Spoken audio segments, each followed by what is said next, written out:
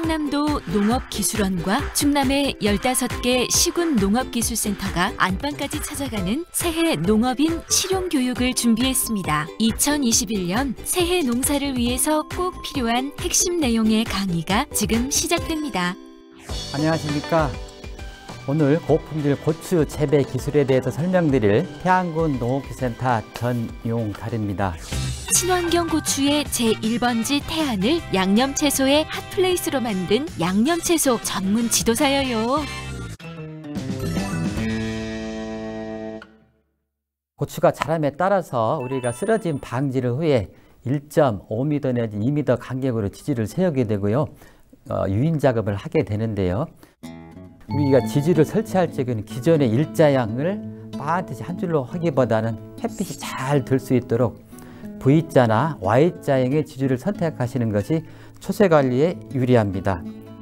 너무 고추가 오히려 크지 않고 웃자람을 방지하고 착과가 잘 되기 위해서는 적당한 연령의 묘를 정식하시는 것이 중요하겠고, 두 번째는 균형적인 시비 관리, 그리고 세 번째는 우리가 고추 분재의 맨 위쪽에서 햇빛이 충분히 받을 수 있도록, 그래서 수정이 잘 될 수 있도록 유인 작업을 빨리 하시는 것을 좀 지향하셔야 되겠다, 이렇게 강조를 드립니다.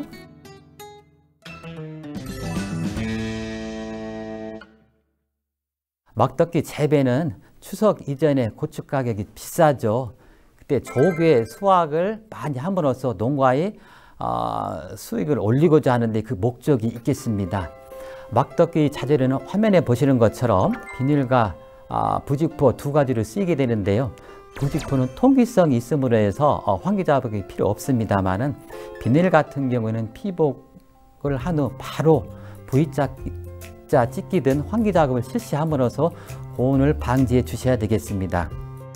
두 가지 방법 모두 5월 하순이나 6월 상순, 즉 야간 온도가 16도 이상 지속될 경우에는 피복물을 제거해 주시면 되겠습니다. 다음 네 번째, 병해충 및 생리장애 방제로 지난해 잦은 강우로 인해서 피해가 컸던 역병 방제에 대해서 설명드리겠습니다. 역병은 땅하고 맞닿는 지지의 부위가 검게 썩는 그런 증상을 나타내며 역병균은 물을 따라 이동을 하고요. 배수가 잘 안 되는 포장에서는 더욱 역병 발생이 늘어나게 됩니다. 두둑을 만들 적에 좀 높게 하셔야 되겠고요. 땅을 가실 적에도 깊이 가리를 하심으로 해서 배수가 잘 되도록 하셔야 되겠다.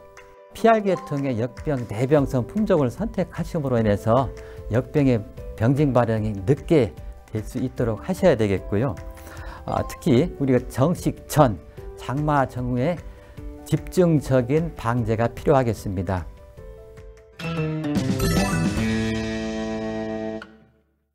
탐저병균은 고온 다습할 때 빗물에 의해서 전염이 되게 되는데요.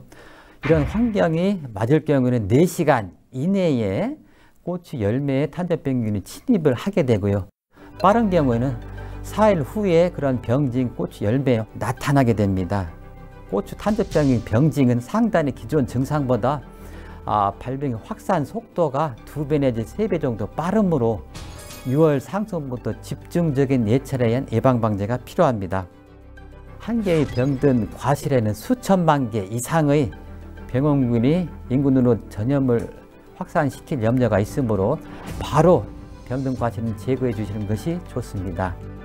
약자 방제는 습도가 많은 장마기 이전에는 보호성 살균제를 일주일 내지 2주일 간격으로 주기적으로 살포를 해주시고요.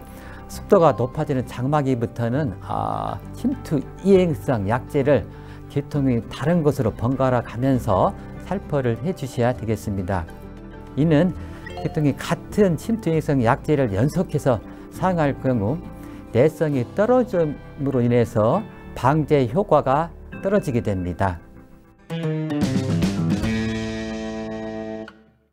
국내에 큰 피해를 주는 바이러스는 토마토 반점 위조 바이러스와 오이 모자이크 바이러스가 되겠습니다.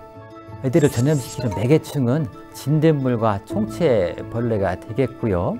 바이러스를 치료하는 직접적인 치료제가 없기 때문에 육내에서부터 종합적인 예방 대책이 필요하겠습니다. 우리가 육묘상에서는 바이러스 감염이 의심되는 포기는 바로 제거를 해주시도록 하고요. 최근 출시되고 있는 항바이러스는 고추의 그 내병성을 강하게, 즉 묘를 튼튼하게 해줌으로써 내병성을 키워주는데요. 육묘상이라든가 생육 초기에 살포를 해줌으로 해서 좋은 효과를 볼 수 있습니다.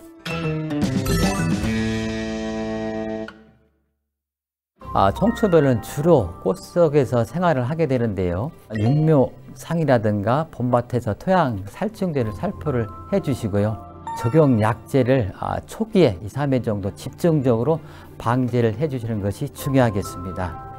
진물은 육묘상에서 육묘상 처리를 해주시고요. 발생 초기 적용 약제를 번갈아 가면서 살포를 해줌으로써 내성이 생기지 않도록 해주셔야 되겠습니다. 담배나무학은 6월 초부터 성충으로 변해서 그 애벌레가 과실 속으로 들어가면서 피해를 주게 되는데요. 이때 과실에 들어가기 전인 애벌레 상태에서 방제를 하셔야 충분히 효과를 보실 수 있겠습니다.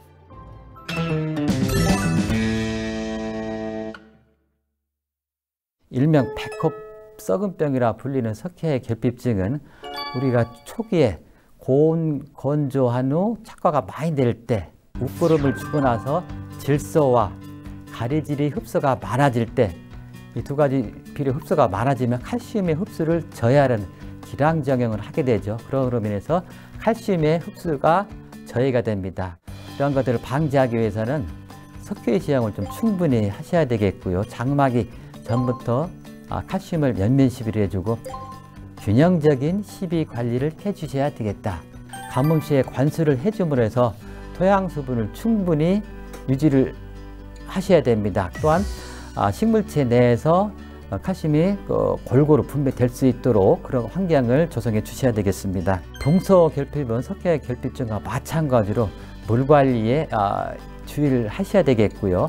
발생 초기에는 붕산을 연면 시비함으로써 예방을 할 수가 있습니다. 우리가 붉게 익은 고추는 적기 수확을 해주셔서 다른 고추의 비대와 착색을 돕도록 해야 되겠습니다. 우리가 고추 수확을 하는 시기는 7, 8월 아주 뜨거울 때죠. 그래서 고온 스트레스를 좀 경감시키고 허리 통증이라든가 무릎 관절 같은 농부증을 예방하기 위해서 편의 장비를 활용하시면 한결 수확 작업이 수월하겠습니다. 그리고 수확 직후에는 우리가 청결 고추를 생산하기 위해서 반드시 세척 작업을 실시해 주시고요. 이후에 2, 3일간 후숙 작업을 해주시면 되겠습니다.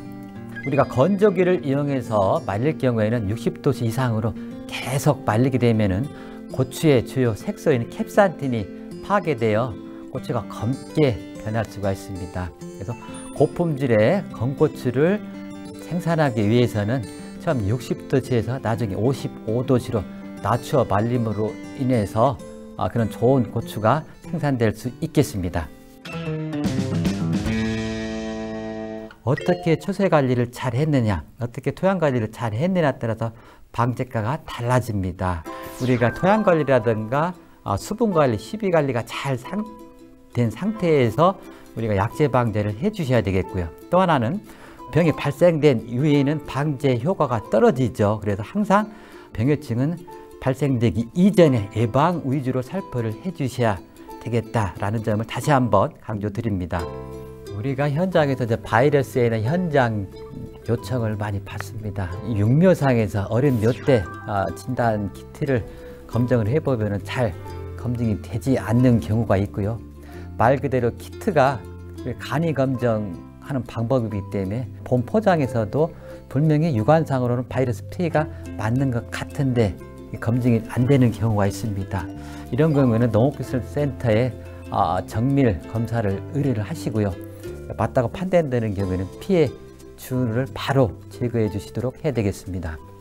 이 강의 들으시는 모든 분들께서 올 한해 꼭 풍령 농사를 이루시고 노력한 만큼 제값을 받음으로 인해서 넉넉한 그런 한 해가 되시길 바라겠습니다. 감사합니다. 각 시군 농업기술센터에서 12월부터 내년 1월까지 새해 농업인 실용교육이 진행됩니다. 농촌진흥청과 농업기술원 그리고 시군 농업기술센터가 함께하는 새해 농업인 실용교육에 많이들 참여하셔요.